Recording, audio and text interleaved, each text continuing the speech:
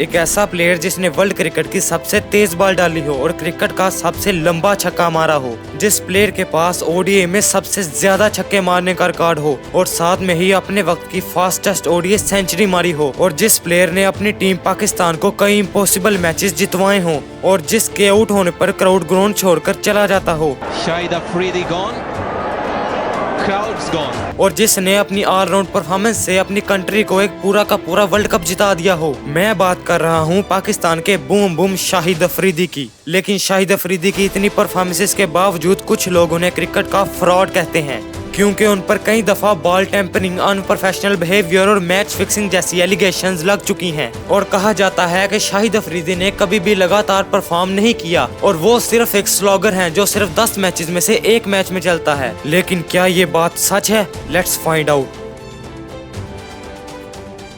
2 अक्टूबर 1996 शाहिद अफरीदी को रिप्लेसमेंट के तौर पर खेलने के लिए बुलाया जाता है। शाहिद अफरीदी को अपने डेब्यू मैच में बैटिंग नहीं मिलती और बॉलिंग में भी वो विकेटलेस जाते हैं, लेकिन फिर अगले मैच में उन्हें बैटिंग मिलती है और वो 37 बॉल्स पर सेंचुरी मार देते हैं। इस इनिंग में शाहिद अफरीदी ने 17 बाउंड्रीज लगाई थी, जिसमें 11 छक्के थे और स्ट्राइक रेट था 255 का। और अमेजिंग बात ये थी कि ये 90s का टाइम था जब क्रिकेट इतनी फास्ट नहीं हुई थी और फास्ट बॉलर्स क्रिकेट को डोमिनेट कर रहे थे।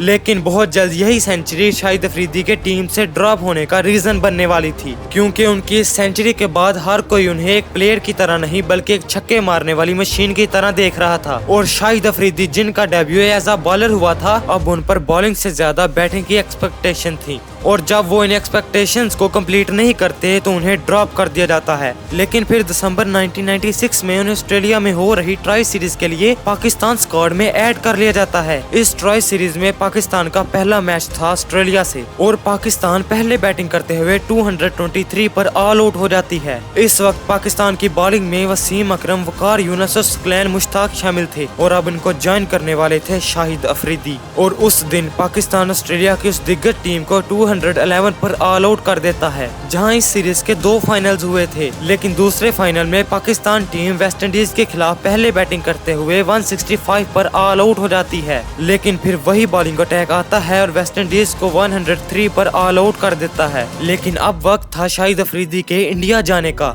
और इसीलिए सितंबर 1997 को पाकिस्तान टीम 3 मैचेस की ओडीआई सीरीज खेलने के लिए इंडिया पहुंचती है। और फिर आता है वो दिन जिस दिन इन दोनों टीम्स ने टकराना था। इंडियन टीम पहले बैटिंग करने का फैसला करती है, लेकिन उस दिन इंडियन टीम सिर्फ 170 रन बनाकर ऑल आउट हो जाती है और पाकिस्तान 5 विकेट से इस मैच को जीत जाता है। लेकिन इस सीरीज में जो आगे होने वाला था वो अनबिलीवेबल था। इस सीरीज के सेकंड मैच में पाकिस्तान पहले बैटिंग करते हुए 265 रन बनाता है, जिसमें शाहिद अफरीदी 128 के स्ट्राइक रेट के साथ 56 बॉल्स पर 72 रन की एक शानदार इनिंग्स खेलते हैं। लेकिन सौरव गांगुली और विनोद कुंबले की ब्रिलियंट बैटिंग की वजह से इंडिया उस टारगेट को चेस कर देता है और अब सीरीज 1-1 से बराबर हो चुकी थी। लेकिन फिर आता है इस सीरीज का फाइनल मैच। एक बार फिर इंडियन टीम पहले बैटिंग करने आती है और इस दफा 216 पर ऑल आउट हो जाती है, जहां इस मैच में इंडियन बैट्समैन स्ट्रगल करते हुए नजर आ रहे थे। लेकिन जब पाकिस्तानी साइड बैटिंग करने आती है तो हमें धुआंधार बैटिंग देखने को मिलती है और ऐसे लग रहा था कि पाकिस्तान किसी और ही पिच पर खेल रहा है। इस मैच में शाहिद अफरीदी 23 बॉल्स पर 47 रन बनाते हैं और वो भी 204 के स्ट्राइक रेट के साथ, और पाकिस्तान इस सीरीज को 2-1 से जीत जाता है और शाहिद अफरीदी इस सीरीज के सेकंड टॉप स्कोरर बनते हैं। लेकिन फिर 1998 को शाहिद अफरीदी को ऑस्ट्रेलिया के खिलाफ खेले जाने वाली टेस्ट सीरीज के स्क्वाड में ऐड कर लिया जाता है। इस टेस्ट मैच की पहली इनिंग्स में शाहिद अफरीदी 5 विकेट्स लेते हैं, लेकिन सेकंड इनिंग में उन्हें कोई विकेट नहीं मिलती और बैटिंग में भी वो पहली इनिंग में सिर्फ 10 और दूसरी इनिंग में सिर्फ 6 रन बनाकर आउट हो जाते हैं। पर शाहिद अफरीदी की टेस्ट में किस्मत खुल जाती है जब वो एक बार फिर इंडिया जाते हैं। जनवरी 1999 पाकिस्तान 2 मैचेस की सीरीज खेलने के लिए इंडिया पहुंचता है। इस वक्त इंडिया पाकिस्तान के ताल्लुकात काफी बुरे चल रहे थे, यहाँ तक कि लोगों ने ग्राउंड में जाकर पिच डिस्ट्रॉय कर दी ताकि इंडिया पाकिस्तान मैच ना हो सके। इस सीरीज के पहले मैच को पाकिस्तान 12 रन से जीत जाता है लेकिन दूसरे मैच को इंडिया जीत जाता है और ये सीरीज 1-1 से ड्रॉ हो जाती है। लेकिन शाहिद अफरीदी इस सीरीज के टॉप स्कोरर बनते हैं। अभी तक शाहिद अफरीदी काफी अच्छा परफॉर्म कर रहे थे और उनका टीम बिहेवियर भी काफी अच्छा था, लेकिन बहुत जल्द चीजें खराब होने वाली थी। 21 नवंबर 2005 शाहिद अफरीदी को एक टेस्ट मैच और 2 ODIs के लिए बैन कर दिया जाता है, क्योंकि वो मैच के दरमियान अपने जूतों से पिच को खराब करते हुए पकड़े गए थे। We mentioned Shahid Afridi with his innings in the morning. In the evening he was in the news or in the limelight for the wrong reasons. इसके बाद अप्रैल 2006 में शाहिद अफरीदी ये कहते हुए टेस्ट से रिटायरमेंट ले लेते हैं कि वो 2007 के वर्ल्ड कप के ऊपर कंसंट्रेट करना चाहते हैं। लेकिन रिटायरमेंट के 15 दिन के बाद ही वो अपनी रिटायरमेंट का फैसला वापस ले लेते हैं और ये कहते हैं कि पाकिस्तान के कोचेज ने मुझसे ये कहा है कि पाकिस्तान को मेरी जरूरत है। पर फिर 8 फरवरी 2007 में पाकिस्तान और इंग्लैंड के दरमियान खेले जाने वाले एक ODI मैच में शाहिद अफरीदी की एक फैन से लड़ाई हो जाती है, क्योंकि वो फैन शाहिद अफरीदी के आउट होने पर उनको बुली कर रहा था, जिसकी वजह से शाहिद अफरीदी पर 4 ODI मैचेस का बैन लग जाता है और इसी वजह से उन्हें 2007 के ODI वर्ल्ड कप के पहले दोनों मैचेस में बेंच पर बैठना पड़ता है। इस वर्ल्ड कप में पाकिस्तान आयरलैंड तक से हार जाता है और ग्रुप स्टेज से बाहर हो जाता है। पर अब वक्त था 2007 के वर्ल्ड कप का। इस वर्ल्ड कप में शाहिद अफरीदी 6 इनिंग में 91 रन्स करते हैं, जहां उनकी एवरेज थी 15 की, लेकिन स्ट्राइक रेट था 197 का। मतलब शाहिद अफरीदी ने जितनी भी क्रिकेट खेली थी मारदार ही की थी, लेकिन बॉलिंग में उन्हें 14 के एवरेज के साथ 12 विकेट्स ली थी और उनकी इकोनॉमी थी 6.71 और इसी वजह से शाहिद अफरीदी को प्लेयर ऑफ द टूर्नामेंट का अवार्ड भी मिलता है। लेकिन पाकिस्तान इस वर्ल्ड कप को इंडिया के हाथों हार जाता है। पर फिर 2009 के वर्ल्ड कप को पाकिस्तान जीत जाता है, जहां शाहिद अफरीदी फाइनल में 20 रन्स देकर 1 विकेट लेते हैं और बैटिंग में 54 रन्स की इनिंग्स खेलते हैं और पाकिस्तान को सिंगल हैंडेडली ये फाइनल जितवा देते हैं। इस वर्ल्ड कप के बाद यूनुस खान T20 से रिटायरमेंट ले लेते हैं और शाहिद अफरीदी को पाकिस्तान का अगला कैप्टन बना दिया जाता है। लेकिन अब वो वक्त आने वाला था जब शाहिद अफरीदी के साथ हर बुरी चीज होने वाली थी। जनवरी 2010 में उन्हें पाकिस्तान और ऑस्ट्रेलिया के दरमियान खेली जाने वाली सीरीज में बॉल टेम्परिंग करते हुए रिपोर्ट किया जाता है, जिसकी वजह से उन्हें 2 T20 मैचेस के लिए सस्पेंड कर दिया जाता है। अभी तक शाहिद अफरीदी काफी कंट्रोवर्शियल प्लेयर बन चुके थे, लेकिन बहुत ही जल्द शाहिद अफरीदी अपने ही बोर्ड के साथ झगड़ना शुरू कर देते हैं। अक्टूबर 2010 में शाहिद अफरीदी एक इंटरव्यू में कहते हैं कि टीम उनकी मर्जी से सिलेक्ट नहीं हो रही और वो इस टीम से खुश नहीं हैं, जिस पर PCB उन्हें एक ऑफिशियल वार्निंग देकर छोड़ देता है। लेकिन फिर 2011 के वर्ल्ड कप के लिए PCB शाहिद अफरीदी को पाकिस्तान टीम का कैप्टन अनाउंस कर देता है। शाहिद अफरीदी उस वर्ल्ड कप के ओपनिंग मैच में सिर्फ 16 रन देकर 5 विकेट्स लेते हैं,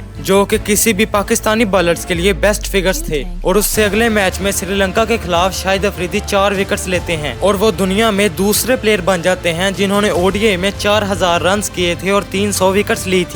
शाहिद अफरीदी की कैप्टनसी में पाकिस्तान इस वर्ल्ड कप का सेमीफाइनल खेलता है, लेकिन सेमीफाइनल में इंडिया से हारकर बाहर हो जाता है। इस वर्ल्ड कप में शाहिद अफरीदी 21 विकेट्स लेकर टूर्नामेंट के टॉप विकेट टेकर बनते हैं। इस वर्ल्ड कप के बाद पाकिस्तान 1 T20, 5 ODI और 2 टेस्ट मैचेस खेलने के लिए वेस्ट इंडीज का टूर करता है। इस सीरीज के बाद पाकिस्तान के कोच वकार यूनुस अपनी रिपोर्ट में कहते हैं कि अफरीदी एक इमेच्योर कैप्टन है, उसमें डिसिप्लिन और गेम प्लान की कमी है और वो दूसरों की बात नहीं सुनता, जिसकी वजह से शाहिद अफरीदी की कैप्टनसी छीन ली जाती है। शाहिद अफरीदी ने पाकिस्तान के लिए 34 ODIs में कैप्टनसी की थी, जिसमें से पाकिस्तान 18 जीता था और 15 हारा था। इसके बाद 30 मई 2011 को शाहिद अफरीदी इंटरनेशनल क्रिकेट से टेम्परेरी रिटायरमेंट ले लेते हैं और कहते हैं कि जब तक PCB के चेयरमैन को चेंज नहीं किया जाएगा वो रिटायरमेंट वापस नहीं लेंगे, जिस पर PCB शाहिद अफरीदी के सेंट्रल कॉन्ट्रैक्ट को सस्पेंड कर देता है और शाहिद अफरीदी पर 45 लाख का फाइन कर देता है और इसीलिए शाहिद अफरीदी पाकिस्तान क्रिकेट बोर्ड पर केस कर देते हैं। लेकिन 15 जून को शाहिद अफरीदी और PCB out of court settlement कर लेते हैं और PCB का चेयरमैन चेंज होने की वजह से वो अपनी रिटायरमेंट वापस ले लेते हैं। लेकिन 2015 के वर्ल्ड कप के बाद वो ODI क्रिकेट से एक बार फिर रिटायरमेंट ले लेते हैं। लेकिन फिर आता है 2016 का T20 वर्ल्ड कप। इस वर्ल्ड कप में पाकिस्तान टीम ग्रुप स्टेज से ही बाहर हो जाती है। अभी तक पाकिस्तान क्रिकेट बोर्ड हिंट कर रहा था कि शाहिद अफरीदी को रिटायरमेंट ले लेनी चाहिए, लेकिन फिर सितंबर 2016 को PCB ऑफिशियली तौर पर अनाउंस कर देता है कि वो चाहते हैं कि शाहिद अफरीदी रिटायर हो जाए, जिस पर शाहिद अफरीदी अफरीदी कहते हैं कि उन्हें एक फेयरवेल मैच चाहिए, लेकिन उन्हें वो भी नहीं मिलता। और फाइनली फरवरी 2017 को शाहिद अफरीदी पाकिस्तान क्रिकेट से रिटायरमेंट ले लेते हैं।